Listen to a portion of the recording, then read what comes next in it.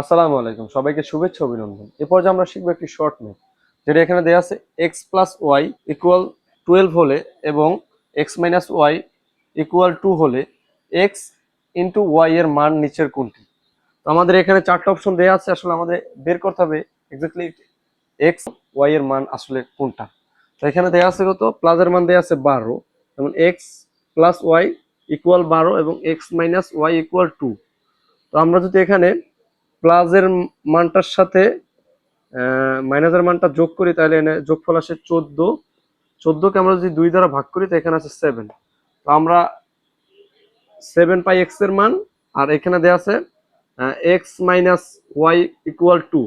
তো আমরা যদি 12কে -2 করি, তাহলে এখানে আসে 10। 10কে আমরা যদি 2 দ্বারা ভাগ দিই, তো এখানে ভাগফল আসে 5। এটা হচ্ছে ওয়াই এর মান।